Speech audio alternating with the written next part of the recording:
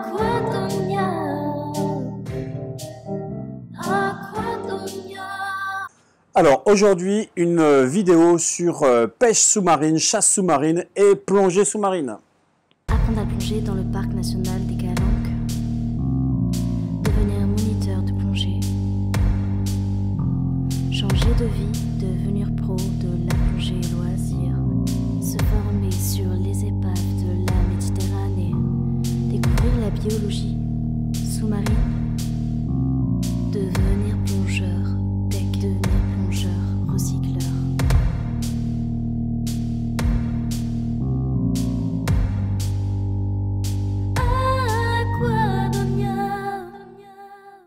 Bonjour, c'est Vincent de l'école de plongée Aquadomia, spécialiste de la formation accélérée du débutant au moniteur de plongée à Marseille, Parc National des Calanques, et en Martinique chaque hiver en février lors de l'université d'hiver Aquadomia.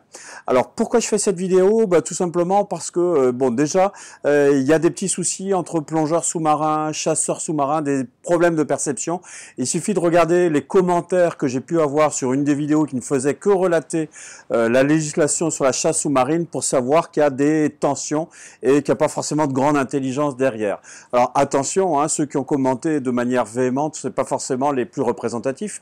Je rappelle que la chasse sous-marine, c'est une activité qui peut être très noble, très bien pratiquée de manière responsable, et chaque activité de toute façon a le droit de vivre, sachant que chaque activité a un impact sur l'environnement.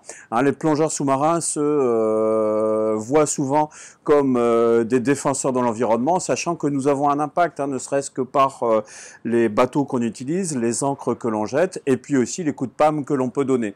Donc on peut tout à fait être un plongeur sous-marin responsable, et vous allez le voir au travers des commentaires, il y a des plongeurs sous-marins, des chasseurs sous-marins qui vont réagir de manière responsable, parce que effectivement c'est une activité qui est très noble à partir du moment où les réglementations sont respectées, ainsi que les consignes de sécurité.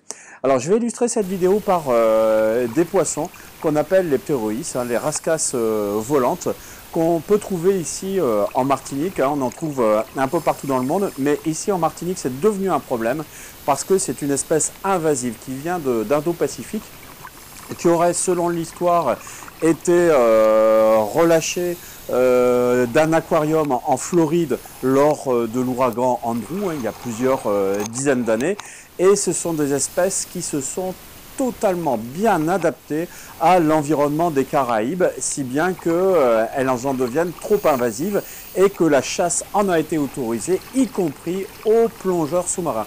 Ça c'est tout récent, il y a une charte qui est sortie qui autorise les directeurs de centres de plongée, comme Serge qui va passer derrière moi à l'instant, à leurs plongeurs de chasser sous l'eau les rascasses volantes à l'aide de cet outil tout simplement. Cet outil, c'est une sorte de fronde que l'on arme comme ceci et qui permet de piquer la rascasse volante sans la toucher, puisque le problème de ce poisson, il y en a plusieurs, c'est qu'il est extrêmement venimeux. Il peut provoquer des brûlures très importantes, des problèmes cardiaques, voire dans des cas extrêmes la mort du plongeur, sachant que c'est un venin thermolabile, c'est-à-dire qui disparaît avec la température. Donc on le chasse à l'aide de cette fouenne, et ensuite on introduit le poisson dans ce tube et on le tire ici comme ça, de manière à éviter à toucher les nageoires qui sont extrêmement dangereuses. Et ça donc c'est une des exceptions qui permet la chasse sous-marine en plongée sous-marine avec bouteille, sachant qu'il y a certains pays où c'est autorisé. Donc c'était un peu pour nous réconcilier plongeurs sous-marins, chasseurs sous-marins. Les deux activités ont bien sûr le droit d'exister du moment qu'elles se pratiquent de manière responsable et avec un esprit respectueux dans l'environnement, dans cette époque où on parle d'environnement durable. Et puis aussi parler de cette spécificité aux Caraïbes de la rascasse volante qui a été invasive. On a un gros problème avec cette rascasse, c'est qu'elle est venimeuse, c'est qu'elle n'a pas de prédateur quasiment et qu'elle se reproduit très vite, et donc elle pose un problème sanitaire et dépeuplement ici en Martinique, d'où l'autorisation de la chasser avec cette fouenne, sachant que la responsabilité en est confiée pour la chasse en plongée sous-marine avec bouteille, aux centres de plongée qui peuvent donner l'autorisation d'utiliser ce matériel en donnant bien sûr les consignes appropriées. Voilà, si vous avez aimé cette vidéo, cliquez sur j'aime. Si vous n'avez pas aimé, cliquez sur j'aime pas. Si vous avez des questions relatives à la formation plongée, posez-les sur cette chaîne avec s'il vous plaît un petit bonjour, une formule de politesse. Et puis les chasseurs sous-marins, bien sûr, je respecte votre activité. Moi je ne la pratique pas, je ne cautionne pas forcément les vidéos qui montrent des poissons en train d'agoniser au bout d'une flèche, mais ça, chacun sa sensibilité. Je comprends très bien qu'on puisse adorer ça. Et je pense que les deux activités peuvent subsister sans aucun problème. À bientôt. Apprendre à plonger dans le parc national des Calanques. Devenir moniteur de plongée. Changer de vie, devenir pro de la plongée loisir.